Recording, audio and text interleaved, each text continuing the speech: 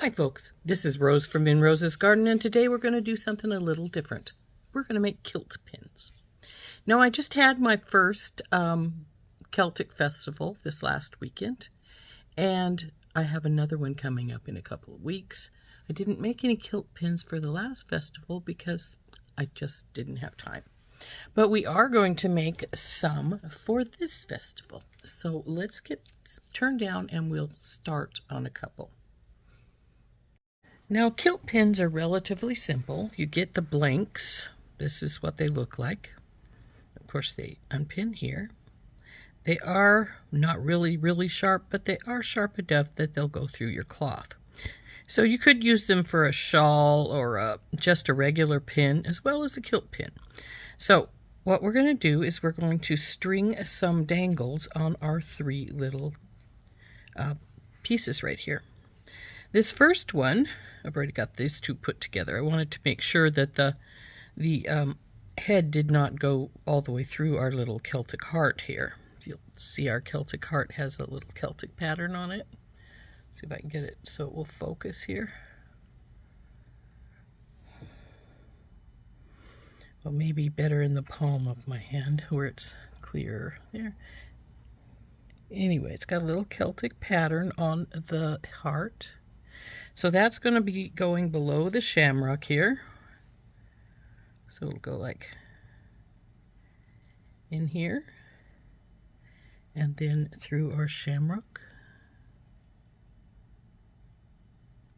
And then we're just going to hardwire that directly to our pin. Here, like so, on the two sides. And then we're going to take this jump ring and we're going to put our Celtic cross in the middle between the two, like so. So very simple. I'm going to put the Celtic cross on last because since we're going to hardwire these on, I do not want to have to contend with it being in the middle. The way it is, we're going to have to contend with the bar and each other. Now you could do these on jump ring these as well if you wanted. So I just find it so much more secure if you do it directly to the bar. So now our wrap wants to go this way because we're going through this slot, so we want to go this way. Though when it comes right down to it, it doesn't matter. These things will move, so whichever way you put them on. So up and over the smaller bar, bring it down, bring it around. Remember, we want that gap because we have to go through that loop. So then push it on to put it on the loop, like so. Then we'll take our pliers, hold this this pair of wires together here. And this is going to get in your way. You're just going to have to avoid it as much as possible, which of course is easier said than done. And these are thinner wires that I've got here, so they are going to take more wraps than the bigger wire would to get to where you're ending at. So this might actually wrap this whole wire up. We'll see. I think we're just going to have this teensy weensy bit left. Let's see how close we are here.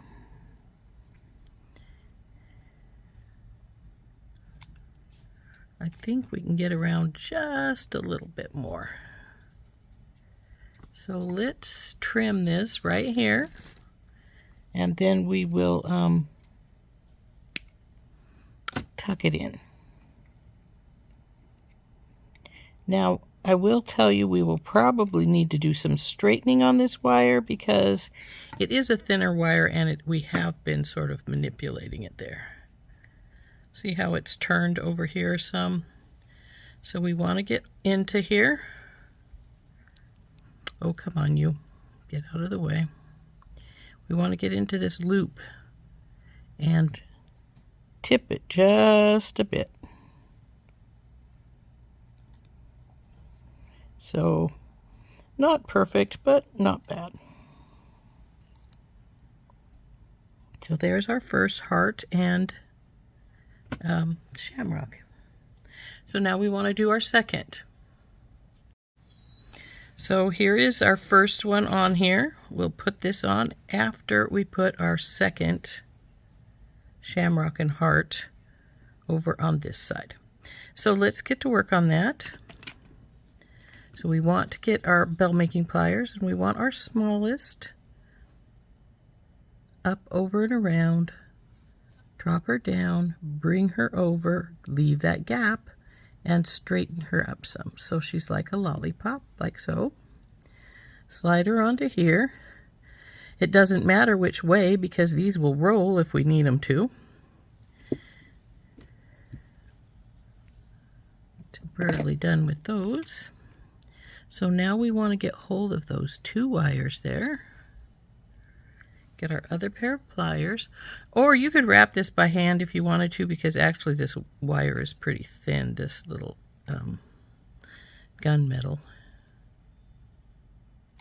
This slid, so I want it back up again, so I'm just gonna, since it is smaller, I just pushed it with my thumbnail.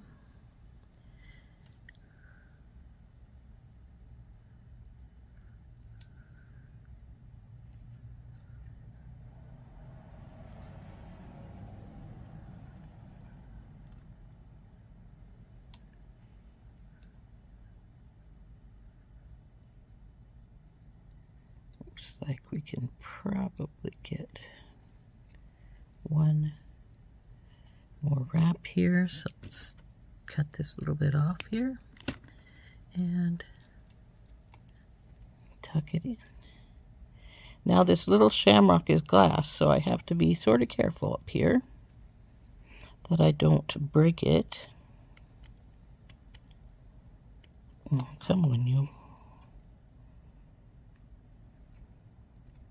There we go.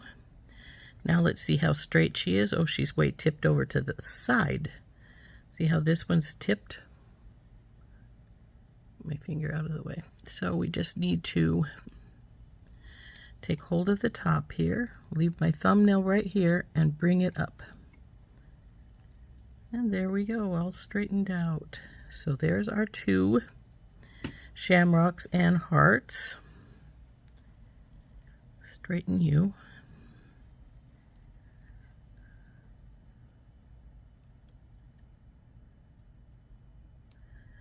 So, shamrock and heart. Now we're going to take a jump ring and jump ring the cross right there in the middle.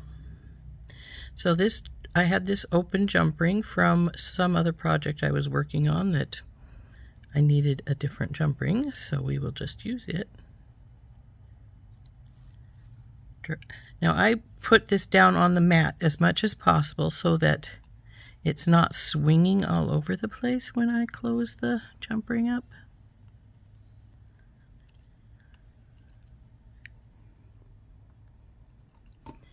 And so there we go. One pretty kilt pin all finished. So there's the first one. This one just twisted over. Come here, sit right there. Isn't that pretty? So now what we're going to do with the second one is we're going to just jump ring the 2 of these. Come on, you've got gathered up all kinds of stuff you don't need here. You've got one of your jump rings, which is going to be used to put these on. Oop. So these are going to go over here. Then this one is going to drop down in the middle with this piece of jade, this crystal spacer, and this beautiful crystal right here. And so this one will sit like so. So let's get started on it. Now since I am going to hardwire the beaded one in, we'll do it last. We'll put these 2 aside. And then we will get our eye pin. Now I'm just using a regular eye pin I've had around for the house for a while. I don't frequently use them, but I do sometimes. So then we'll open this baby up, put our knot on and close it up.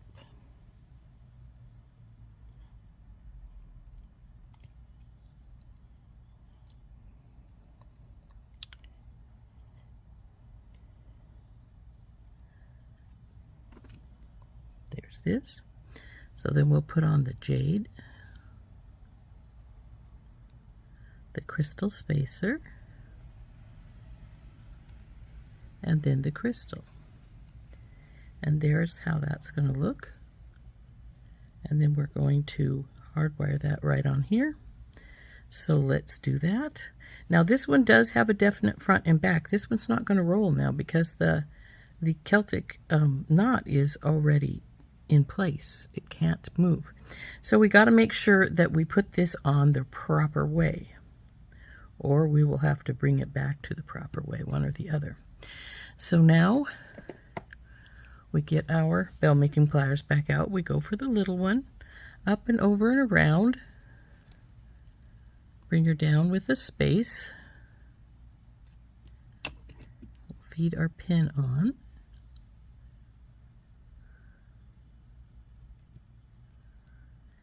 There we go. Now, the Celtic knots don't have a definite front or back, so it doesn't matter as long as you get it facing this direction, which way you go. So now we want to wrap this one up. So take hold of it with the second plier and carefully wrap around. Now I had enough wire here. I could have done a wrapped loop at the bottom where the knot's at too. I just didn't choose to do so. So we will cut this extra wire off right here. And it flies away. Now I need to be careful. This top one is a very pretty faceted crystal. Okay, looks like we've got her pretty straight there. She might be just a teeny touch crooked. Let's see. Yep.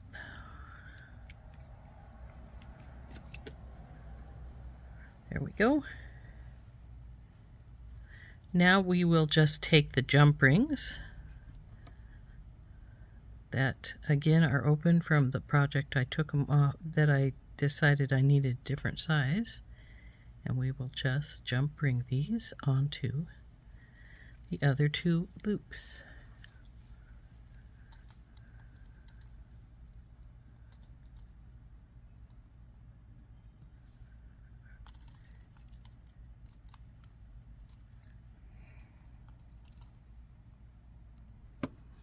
One. And now the second.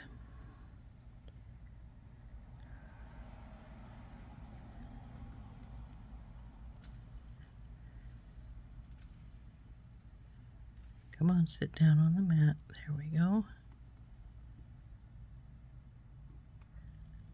That won't sit and let me grab this one. So, let's see what we got going on here.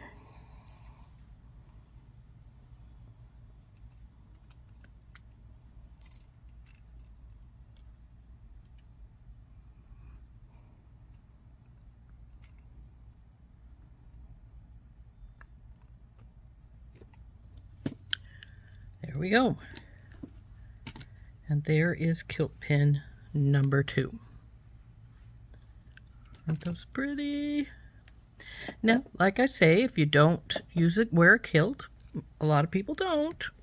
I do have one now. I got one at the Celtic Festival. But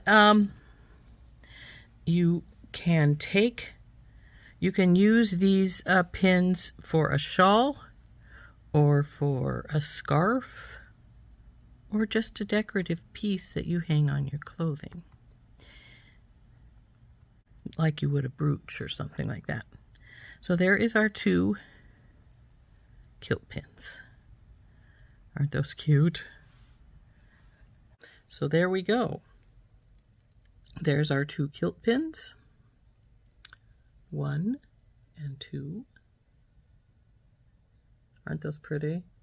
I really think they're cool looking. I like them. Like I say, you can just pin them on yourself wherever you want, or you can use them as your, if you have a kilt, as your kilt pin, or if you don't have a kilt, on to hold a shawl together, a scarf, just as a decoration on a piece of clothing like your jacket or a shirt. So there they go. Aren't those pretty? This has been Rose from In Rose's Garden, and we've been making kilt pins. We'll see you later. Bye-bye.